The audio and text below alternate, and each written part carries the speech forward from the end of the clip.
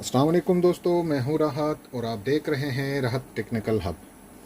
दोस्तों, आज हमारा टॉपिक है ज़ेरॉक्स वर्क सेंटर 7855।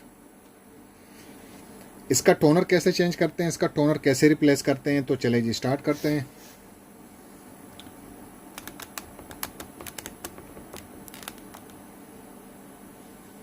ये फ्रंट कवर खोलना है।